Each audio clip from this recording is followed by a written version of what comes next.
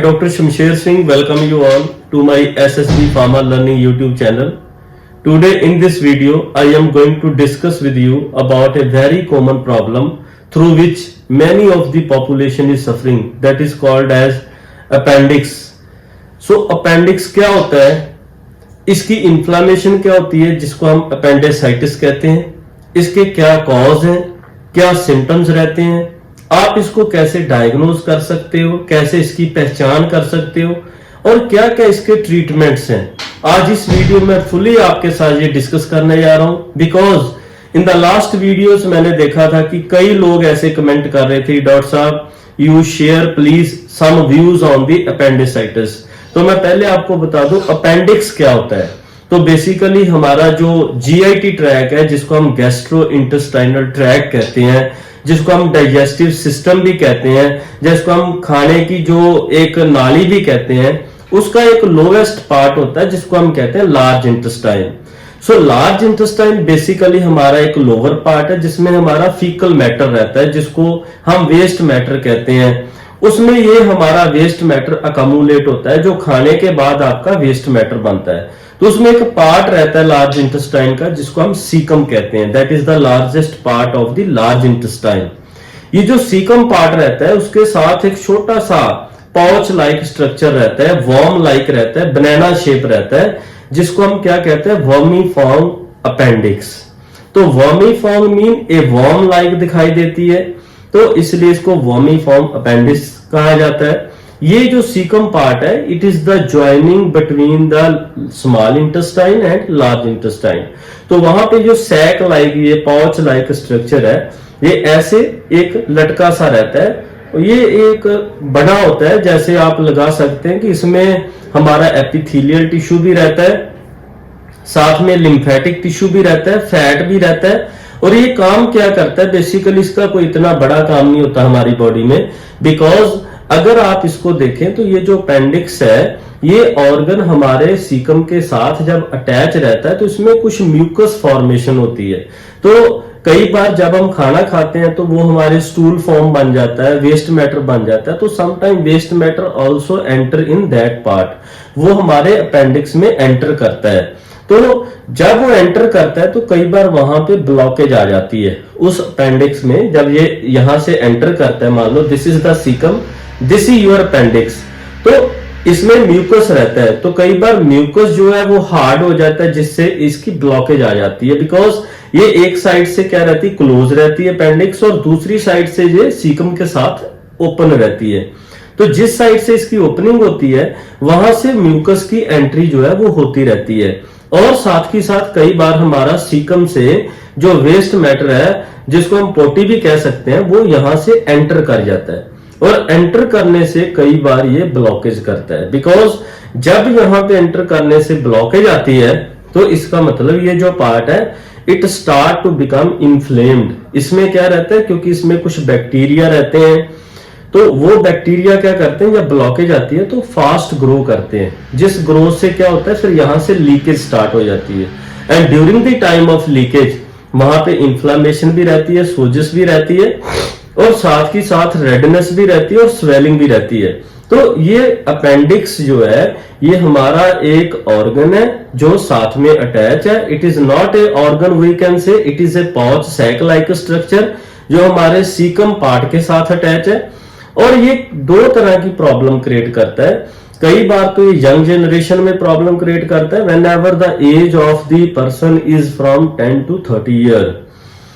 और most probably अगर हम ओल्ड एज में देखें तो वहां पे भी कई लोगों को प्रॉब्लम रहती है। अगर हम इसका लिटरेचर सर्वे देखें तो यूएस में और इंडिया में मोस्ट प्रोबेबली जो एज है फ्रॉम 10 to 30 ईयर, ये लोग जो है वो 8 to 10% सफर करते हैं अपेंडिसाइटिस से। और उसके बाद जो हमारे 1 से 2% लोग हैं वो ओल्ड एज में अपेंडिसाइटिस से सफर करते हैं। तो इसमें क्या रहता है, जैसे मैंने आपको बताया कि when ever there is a blockage in this area, because this is already close, तो जब यहाँ पे ब्लॉकेज रहता है तो वहां पे बैक्टीरिया ग्रोथ करने से इन्फ्लामेशन रहती है। और वहां इन्फ्लामेशन रहने से क्या होता है कि ये जो हमारा साथ में लिम्फेटिक टिश्यू है which is attach to the appendix, वो एक्टिव हो जाता है, and that carry some time the inflammatory cells, because lymphatic tissue का काम रहता है, लिम्फ का काम रहता है इम्यून सेल्स के साथ एक्टिव करना और बॉडी के साथ जो है उसको एक्टिव इम्यूनिटी प्रोवाइड करना। तो जब यहाँ पे इन्फ्लामेशन रहती है तो वहां पे लीकेज होने से वो एक इन्फ्लामेशन और जो वहां पे नियर बाय रीजन में क्या रहती है, इन्फेक्शन रहती है। तो कई बार तो ये जो इन्फेक्शन है वो आसपास एरिया में रहती है।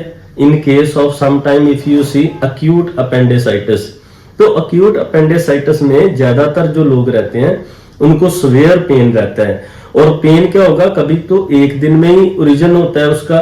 जैसे आज आपको पेन फील हुआ on the right lower abdominal part, तो यहाँ पे जब आपको राइट साइड लोअर साइड पे पेन रहे तो वहां पे आपको ये फील होता है कि मेरे को ये पेन क्यों है, बिकॉज इसके कुछ सिम्टम्स रहते हैं। मैं आपके साथ सिम्टम भी डिस्कस करता हूं कि जब अक्यूट की मैं बात करूं तो अक्यूट में सडन पेन रहता है and pain will be happen in one day और इट इज नॉट टॉलरेबल। कई बार कई लोगों का ये टॉलरेबल नहीं रहता, बट कई केस में ऐसा देखा गया कि this pain is tolerable, some time can be easily omit, ये चला जाता है और फिर आ जाता है।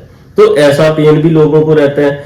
But in case of chronic appendicitis उन लोगों को कई बार पेन नहीं रहता और लास्ट स्टेज पे आके पेन होता है, जबकि ये सीवियर कंडीशन पे जो प्रॉब्लम है वो चली जाती है। उसमें जब जो सिम्टम मैंने फर्स्ट बताया सडन पेन, और उसके बाद पेन के साथ साथ अपसेस इन्फ्लामेशन रहती है आपके लोअर एब्डोमेन में। कई लोगों को थोड़ा सा फीवर भी रहता है 99 to 102 फारेनहीट के आसपास, और कई लोगों के क्या रहता है, लॉस ऑफ एपेटाइट, इंडाइजेशन और body pain, constipation. Then there can be a blockage with the stool pass out, उनके स्टूल इजिली पास आउट नहीं होते और गैस पास आउट होने में बहुत परेशानी रहती है। ऐसे कई लोगों को ये सिम्टम्स रहते हैं। अब ये क्वेश्चन आ जाता है कि जब भी ये किसी को होता है तो हाउ यू कैन डायग्नोज, कि आपको कैसे पता चले कि मैं अपेंडिक्स से सफर कर रहा हूं या अपेंडिसाइटिस से सफर कर रहा हूं। तो ये जो अपेंडिसाइटिस है ये होता है इन्फ्लामेशन ऑफ द अपेंडिक्स। तो जब ये इन्फ्लेम होगा तो इट मीन वहां पे इन्फेक्शन है, और इन्फेक्शन के लिए आपको फर्स्ट टेस्ट करवाना पड़ेगा आपका ब्लड टेस्ट, जिसमें रहता है CBC, complete blood cell count. आप लैब पे जाके वहां पे अपना सीबीसी करवा सकते हैं। सीबीसी में आपको पता चल जाएगा कि मेरी बॉडी में कितना इन्फ्लामेशन है और क्या प्रॉब्लम है। बिकॉज जिन लोगों में ये कई बार फट जाए, सपोज ये अपेंडिक्स का आपको अगर पेन था, आपने डायग्नोज भी करवा लिया, बट आपने सोचा कि इजिली हम इसको ट्रीट कर लेंगे, जब हम खाना कम खाएंगे तो ये ठीक हो जाएगा, ऐसा नहीं होता कभी भी। Because sometime it can be burst out. जब ये बस्ट होता है तो पूरी बॉडी में कई बार इन्फ्लामेशन फैल जाती है, जो पूरी बॉडी में इन्फेक्शन है वो फैल जाती है, जिससे क्या होता है, it is very difficult to treat. उन लोगों की कई बार शॉर्टनेस ऑफ ब्रीथ भी रहती है, हार्ट रेट बढ़ जाता है और एक डॉक्टर के लिए चैलेंज रहता है। तो दैट्स व्हाई अगर आप ऐसी प्रॉब्लम से सफर करते हैं तो you must do diagnosis and you must consult to the proper doctor so that you can take the treatment. तो बस्ट के केस में जब सेप्सिस हो जाता है लोगों को तो ये सीवियर इन्फेक्शन में आ जाते हैं। अब ये डायग्नोज में अगर आप सीबीसी करवा लेते हैं तो उसके बाद आप यूरिन एनालिसिस भी करवा सकते हैं, क्योंकि यूरिन एनालिसिस से भी हमें पता चल जाता है कि हमारी किडनी में कोई प्रॉब्लम तो नहीं आ रही। उसके बाद आप क्या करवा सकते हैं, लोअर एब्डोमेन का अल्ट्रासाउंड करवा सकते हैं, सीटी स्कैन करवा सकते हैं, एमआरआई करवा सकते हैं, जिससे आपको क्लियर हो सकता है कि मैं एक अपेंडिसाइटिस से सफर कर रहा हूं। अब ये था कि एक डायग्नोसिस, आप कैसे इसको डायग्नोज करवा सकते हैं। उसके बाद रहता है ट्रीटमेंट।